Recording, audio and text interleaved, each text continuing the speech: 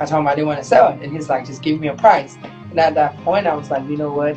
Was a ridiculous amount of money to me, at least at the time. Yeah. Throw it, and he actually bought it, and I was like, this is crazy. So welcome everybody to our first episode of Immigrant Entrepreneurs, where we want to highlight immigrant entrepreneurs. Today we got a very special guest, Bo. He's actually one of my closest friends, and he's always like traveling. So I'm very excited to have him here. But I'll let him introduce. I'll let you introduce yourself, Bo. Go ahead. You know, tell the people who you are, what you do. Yeah, tell people who you are. Got it. So my name is Bo. Glad to be here, y'all. I'm an artist, fashion designer, do some activism work, quote unquote. I mean, I've just been involved with the community, but always hard to introduce myself. But in short, I'm a documented dude from Thailand without DACA. Needed a way to like survive and build my own way, so I kind of venture into selling clothes, creating to a clothing brand, work with like different nonprofit and work as a contractor, whether it be like doing workshops and have tutor kids. So just, jumping around doing various different things. Yeah, awesome. So let's take me back to I think we won't have time to talk about all your different ventures because you made money on different ways, but talk to me a little bit more on, how did you get started with the clothing brand? How did you start printing out shirts? How did you get the idea? Like how did it go from idea? What was your initial idea? Okay, cool. So the first shirt I made was in 2016. If y'all remember, this was when there was a DACA expansion in DAPA. When I first went to college, I was just on this road still where I'm like, all right, man, maybe DACA expansion is going to come out. I'm going to be able to get like a a work permit so that I could get internship and professionalize myself. But then when it wasn't looking like it was working, and then when it actually dropped, so I spent a lot of time advocating, I just felt like I didn't want to rely on government.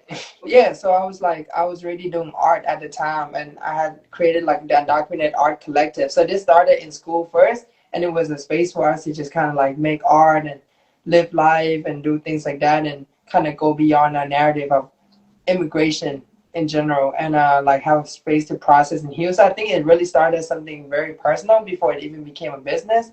When the law didn't pass, I ended up printing these clothes that say existential crisis because my existence is their crisis. And this was the time when, why are they, like they're talking about immigration crisis and refugee crisis as we are the problem when their system is the problem. So I just wanted to bring advocacy to a lifestyle level, but also to express myself and also venture into like the world of art and clothing, right? Because I feel like I didn't want to box myself into just an undocumented person. So from all of that, I threw like open mic shows with like other undocumented artists doing like poetry, showcasing their art, and I started selling clothes. Eventually, I actually sold a drawing on a 8.5 by 11, and I was really proud of this because it was one of my favorite drawings. And this person who worked at the UCI at the time, he really wanted it, and I told him I didn't want to sell it, and he's like, just give me a price. And at that point, I was like, you know what? Was a ridiculous amount of money to me, at least at the time. Yeah. Throw it. So I told him I'm gonna sell it for $1,000, and he actually bought it, and I was like, this is crazy. So with that $1,000, I took $400 from it, and I printed clothes with it. And then from there, I kind of doubled up that money. So that was like my first taste of, selling clothes and doubling that up. And then 2018, I was about to graduate. A lot of people liked one of the Statue of Liberty clothes that I had, the artwork. So I printed long sleeve, and I actually did it for like only $3 profit at the time. But I had like all this pre-order because everybody wanted it. So I had like people rocking it. And then I also had created like a art project called Bowtie and Friends that tells stories of undocumented folks. So back then I was really in that storytelling world and trying to bring my artistic aspects. I combine it. So it was nice to see like 30 people plus pulling up to my show with all my clothes. So it really felt great. And then after that, long story short, I ended up moving to Chicago for some work. And I was working. I was still selling clothes on Instagram, and I would use the Yeah. print work to print out shipping label. At one point, I even pay the high school youth who comes to the North program to ship Yeah. my clothes for me. Yeah. And I always just sell it off Instagram on like, this is the designer mock-up. Who wants it? They want it. Boom, boom, boom. But in Chicago, I was also able to tap in with the underground artist scene, and they taught me how to screen print. They showed me the plug, and I used to go to underground shows. So that's really like the journey. And the brand officially starts in 2020. Before the pandemic hit, I had like prepared for it since 2019, but I launched it in 2020. I think it was like maybe February 2nd, 2020. I'm not sure. It was like a bunch of tools. Mm-hmm. But so when I first launched it, I had a lot of troubles with manufacturing because prior to that, when I was doing underground show, I used to print on thrifted clothes and I would sell that Mm-hmm. in the show. But then when I came back to LA, like I tapped in more to the manufacturing aspect of things. Yeah. But I don't have a lot of money to front up the design and all that. So at first, I bought the machine and I just screen printed at home, and I had like Mm-hmm. come over and help. So we were like, I was doing everything from designing to production to shipping to trying to go out there and sell different places. And at this point, I have like throughout my work in like the movement, Mm-hmm. nonprofit. I also share a lot of my stories and share a lot of like ways that we can navigate life being undocumented. So I have later on combined the brand, my advocacy, and my skill set together. So I was giving talks and doing pop up with the clothing.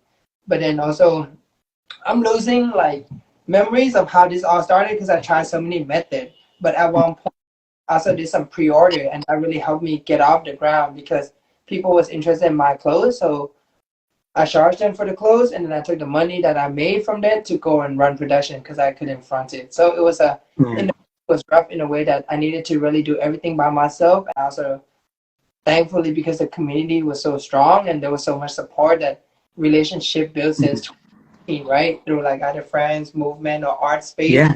helped me like really thrive when I first started.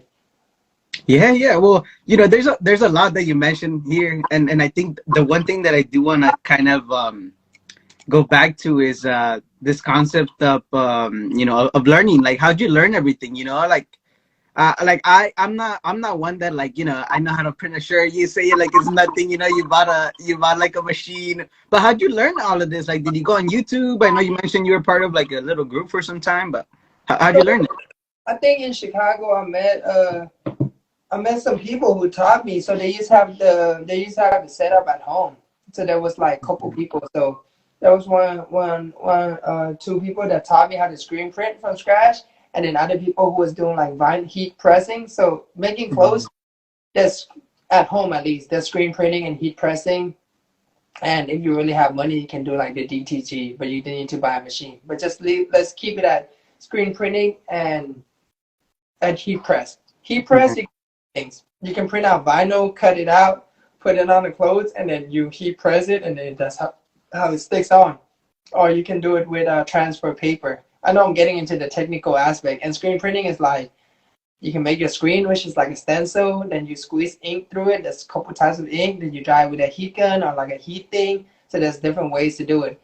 So I was able to see different setup in Chicago and in LA, maybe like three people.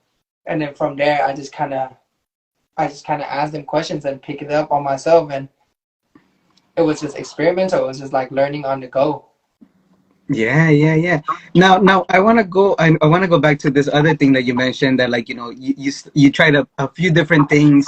You tried pre-ordering. You also tried different prices. How'd you come up with your pricing? Like I know that's one of the things that like when people are starting a business, even me, like I struggle with this. It's like how do I price something? How did you know how to price your shirts or like yeah how'd you find that about on how to do that?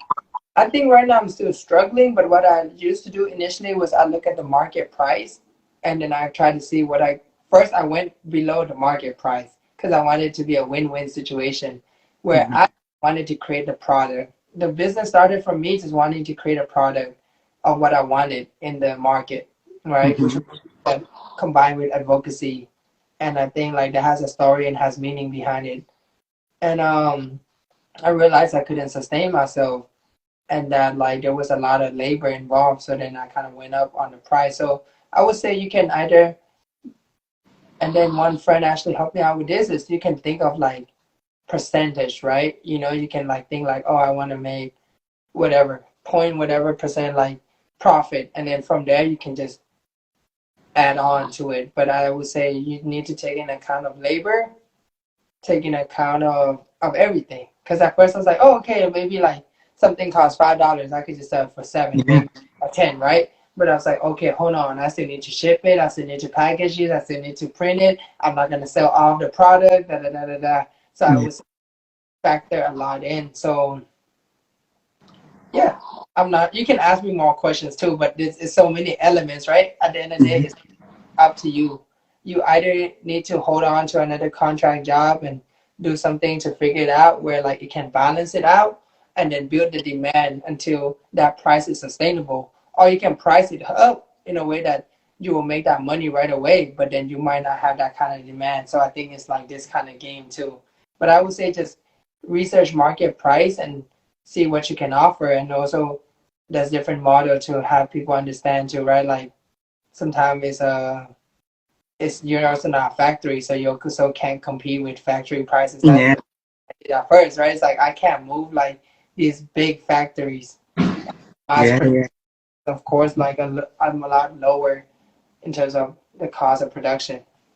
You got it. Got it. Yeah. So like talk to me a little bit about like some of the hardships that you went through. Like what were some of the things that like you struggled with? I know you mentioned that you were like a one person team trying to do everything right. Like what are some of the like if you could choose like one, two hardships that you went through and how you overcame them, like do you I have any? definitely managing it myself and being a one person team, right? Hmm. I've had people come in and help here and there, definitely throughout, a lot of people actually, but I think doing everything by yourself is very difficult, and it's hard for me to bring in people because I also don't have the money to really pay them, right? Yeah. So the partnership aspect needs to be a thing. I think when you think of business, there's a couple of things. There's one is like you can hustle it out of survival, and I feel like that's the route I went for. But I Yeah. was a business that is sustainable. And there's also a different thing that I used to talk to my friend about is you can sell a product or you can sell a brand. And as long as you're just selling product, it just become like a numbers game. I'm not Yeah. shame on it, but you feel me? It's just you just selling product, right? It's just this is just you just selling anything. I think building a successful business requires to sell a brand or sell it a bigger picture. I think sometimes it's just like, all right, I'm gonna buy this, sell that, buy this, sell that. So you're putting all the labor on you, and you're like competing against the world. So I think the hard part for me, I say, is capacity one, and the second thing is managing. Hmm. Manage having the time to learn and optimize and iterate the business. But if you set the business in a way that it requires so much of your capacity with no team, then you don't have time to do that. So those are my struggle really. Yeah. And your personal emotions too, because entrepreneurship also requires you to be stable and to be managing yourself. So that's also a struggle with as like life goes up and down, different things hit. Yeah. Yeah, and how'd you like balance it, right? Like mental health wise, like what do you do to like kind of because it is a true thing, right? When you're building a business, a lot of people don't they look at like, oh yeah, he's building a brand, he has these clothes, like he has these clothes, but how'd you or what recommendations would you give somebody like starting out, right? That doesn't understand the mental, like how'd you manage that, like mental health? How'd you do that? And I'll be honest, I'm struggling with it right now. That's how I kind of keep Yeah. going break and coming back. But Yeah. I, I think you need a routine or like a system. At the end of the day, business is still a system, right? Like people think business is gonna free you. That's what I thought. I'm gonna make money and just be free. But Yeah. actually, like a baby, you need to require a system to keep it alive and then keep you with a healthy relationship with this thing that you created. Mhm. So I would say like organization is very important because when you're not organized and everything's all over the place, there's more anxiety. That's what happened to me. Sometimes I don't keep the best track of profit, the best track of inventory. And it's like these are basic 101s, right? But again, like I say, being a one person team, sometimes for me, it's like I want to do more than I could. So I would say I needed to slow down, slow the business, because sometimes you have such a far vision but no capacity. So you move too fast to like have this whole like thing stay intact, and that's what's driving you more crazy. But if you slow it down or add in capacity, then you have more time to structure and organize. So you know exactly each day from then to then I'm gonna work on it. These are the initial goals. So set goals. These are the things I need to do today to reach those goals. And then these are the activities that I'm doing to take care of myself, whether that be exercising, patient, support group, da da da. So I feel like that's what I would say now to do. Or even if the business is not in a way that can just sustain itself, maybe there's a side income too. So there's a money to invest in terms of sometimes things don't go always the way that you want it to be. So also, I think my business it goes like, and then my mind also goes like that, right? So Yeah. with nothing to like be the stable in the business, the life, or the cash flow, it gets even crazier. Yeah. Yeah. No, I think those are like great tips. How like I see there's a correlation between mental health, but also your business, how it does. Like you mentioned, like when you're like at your peak, your business is also at your peak. But when you're not doing as well, it's also kind of like all over the place. Um, so finishing it up finishing it up here, I do want to ask you if there's like any accomplishment that stands out to you that you're like, this is my biggest accomplishment today. Not sure if there's anything that comes to mind that you want to share. I mean, I feel like there's a couple, right? So I think when I started illegal drip, it was just like it was something that I felt like I would do unconditionally. Which I would be in the movement, I would be creative, and I would be doing things that I like to do, and also creating my own agency. I think my accomplishment would be that how much love it received from the community. It kind of spread so wide, like Mm-hmm. all different states. At some point, I made clothes for different school, different marches in DC, but also like people would just know illegal drip now, or like undocumented people or allies will see each other in the brand in different states, and they'll tell me about it. And I think that's probably the biggest one. Like, yes, I did have some placement, I did make some money, did have some subscriber, but I think the biggest accomplishment is that it really resonated with people, and people feel seen, and people, it just became like a thing, another thing within our community. And I guess maybe that's too big for me to say, but I'm glad that I could kind of like bring something into this group of people. Yeah. Well, first of many, I'm sure your brands are going to continue. I'm sure you're still going to continue, and you're going to continue bringing more value, and even having this conversation, right? Like I'm sure that somebody is going to hear it, and they're going to be like, all right, I want to start my own, clothing company, or, how can I help out? So I think that's really like the key with this. It's like, so as long as somebody sees it, whether it's here, whether it's on Reels, whether it's wherever, they're gonna feel inspired. And I think that's what we're really like, going for. So we're gonna end it off with like a speed round. I'm just gonna ask you like what I think there's like 3 questions, Okay. and you could just answer it with like one word or whatever. Okay. But yeah. So the first question is, who inspires you? Damn. I don't know, man. I can't say that. I think that's too. Yeah, I'm sorry. I can't say that. I would say artists and the movement. Yeah, I know that's. But Yeah, I mean, there's no right or wrong. Yeah. And then this is the last question. It's a fun question. All right. So if you were a vegetable, what vegetable would you be? And if so, like why? Like why would you be that vegetable? I think the first thing that comes to my mind is onions, because I love onion. I think Really? yeah, onion or garlic, but I love onion. I feel like I eat onion with anything. Onion goes in everything, like fried rice, tacos, like shit, anything. I don't know, burgers. And I mean, onion make you cry, and you peel layers. And I feel like, I don't know, that's just something of onion just seems deep. Like, just layers in people. Yeah. Situation make you cry, and I just love onions. Yeah, yeah. Awesome. Well, I mean, those are all the questions, but I do want to leave it open to you. You know, like if do you want to leave any piece of advice to somebody that wants to start a business out there? Yeah, I would say use Instagram. I mean, I don't know, use Instagram anymore, but um, I mean, follow Prepare Web. I think they have good resources for sure. I mean, this platform. I think Immigrants Rising is cool. Undocumented Professional is cool. You can always reach out to me. I think social media is your game. Okay, hold on. Advice. I think do what you know, what you can do. I think for me, I started at least, right? First business, at least what you can do and the community that you have. You don't need to like reinvent the wheel. Just start with what you already know how to do or what would you like to do unconditionally and start with around the people you know. You don't need to do something you don't know. I feel like business is intimidating enough already. So just, yeah, make it less friction as possible. Yeah, awesome. And we're And and with that, there's a bunch of free tools too, you know? So yeah. yeah, yeah, yeah. And by the way, I didn't tell him to say follow Prepare Web, y'all. Like, so, I know he didn't, but I'm just saying, you know.